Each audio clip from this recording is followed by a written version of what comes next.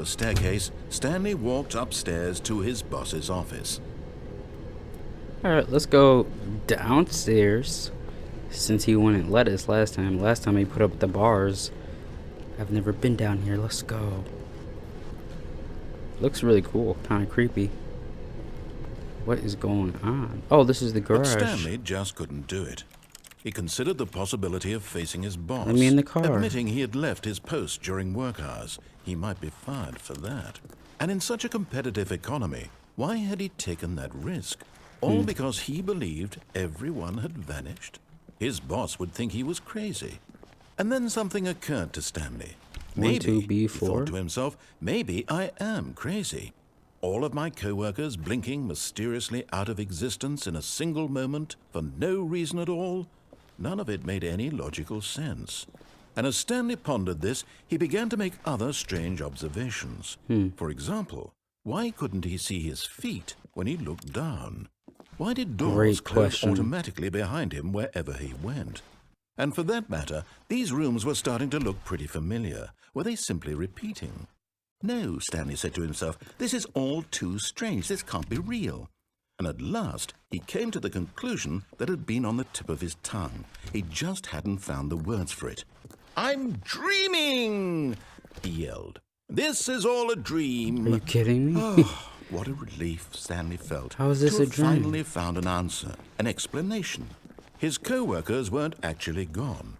He wasn't going to lose his job. Going in circles. Crazy after all. And he thought to himself, I suppose I'll wake up soon. I'll have to go back to my boring real-life job pushing buttons. I may as well enjoy this while I'm still lucid. What? So, he imagined himself flying and began to gently float above the ground. I want to fly.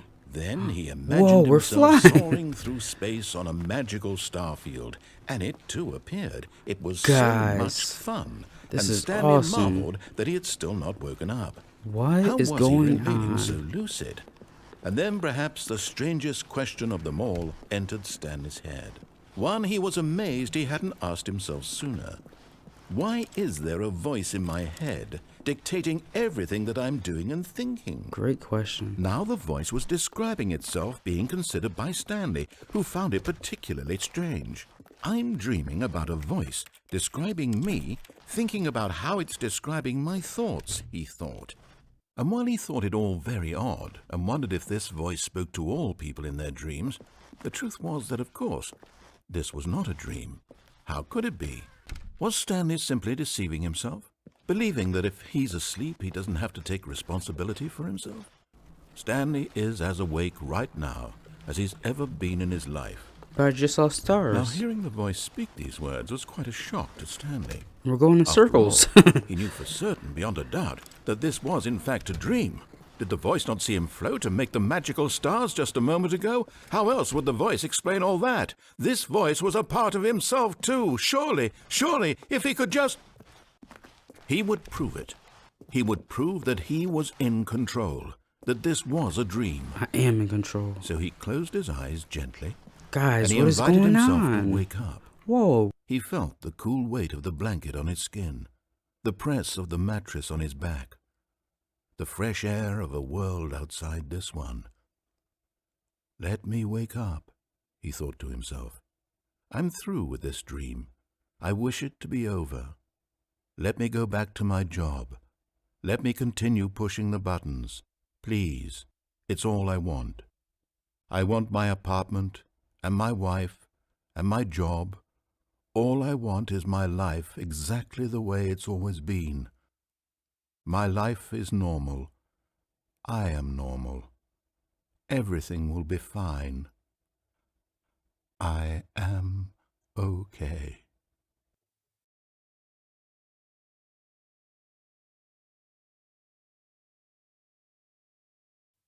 Stanley began screaming. Please, someone, wake me up. My name is Stanley.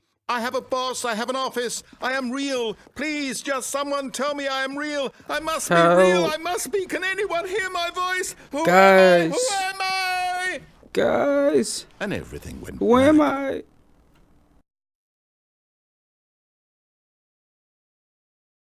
This is the story of a woman named Mariella. Mariella woke up on a day like any other. She arose, got dressed, gathered her belongings, and walked to her place of work. But on this particular day, her walk was interrupted by the body of a man who had stumbled through town talking and screaming to himself, and then collapsed dead on the sidewalk. And although she would soon turn to go call for an ambulance, for just a few brief moments she considered the strange man. He was obviously crazy, this much she knew. Everyone knows what crazy people look like. And in that moment she thought to herself how lucky she was to be normal. I am sane. I am in control of my mind. I know what is real and what isn't. It was comforting to think this, and in a certain way, seeing this man made her feel better. But then she remembered the meeting she had scheduled for that day, the very important people whose impressions of her would affect her career, and by extension, the rest of her life. She had no time for this. So it was only a moment that she stood there, staring down at the body. And then she turned and ran.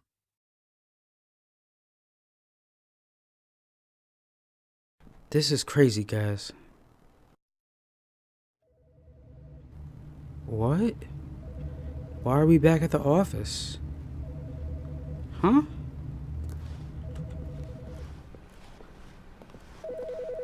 Here, phone ring. Message scheduled either by you or a person in your place of work. The purpose of this message is to warn you about the dangers of recorded messages. If at any time you believe you are listening to a recorded message, please terminate it immediately and cease all flow of information from the recorded message into your perceptual sphere. Thank you, and have a pleasant day. This is crazy. What the heck? That was the first time we could answer a phone or something.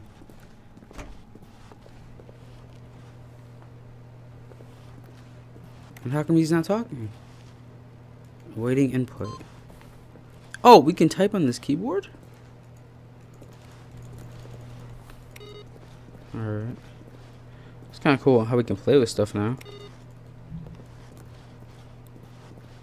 Let's go down this way. How come there's no narrator? Hello? When Stanley came to a set of 2 open doors, he entered the door on his left. Psych. Now he wants to talk to us. What's up, bro? You mad? You mad, bro? Yet there was not a single person here either.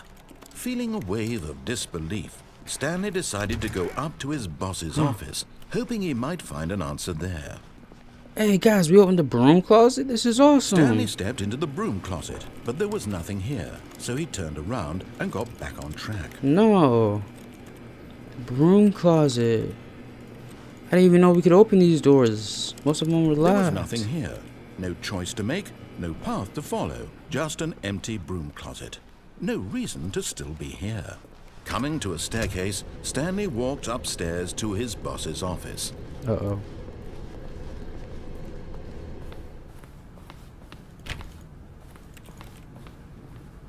This room is creepy. What's going on, guys?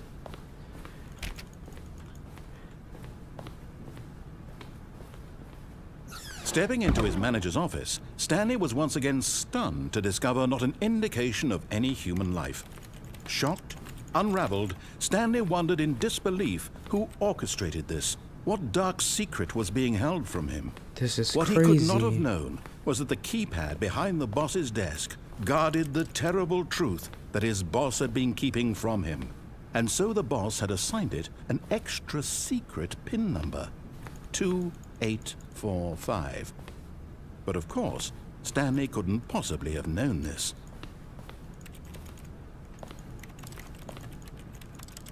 Guys, this is crazy. Alright, let's put this in. Stanley just sat around twiddling his thumbs. Yet incredibly, by simply pushing random buttons on the keypad, Stanley happened to input the correct code by sheer luck. Amazing. He stepped into the newly opened passageway. Let's go.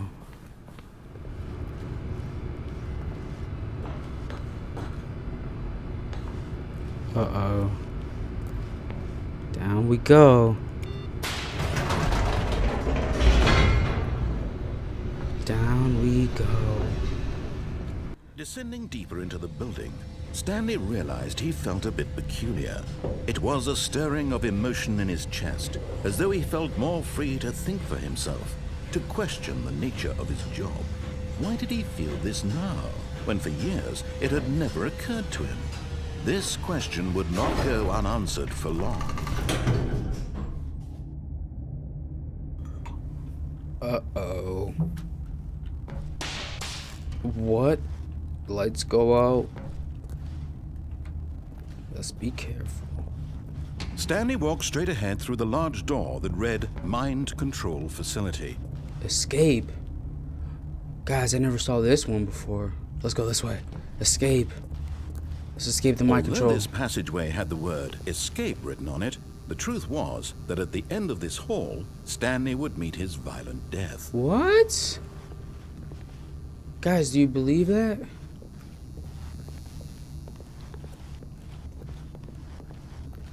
I hope I don't die at the end of this path, guys. The door behind him was not shut. Stanley still had every opportunity to turn around and get back on track. I'm not going to the mind control facility. At this point, Stanley was making a conscious, concerted effort to walk forward and willingly confront his death. I guess. I don't believe you. I don't believe you. Oh God, guys, are we really gonna meet our death? Here goes nothing. It's a choice. Whoa.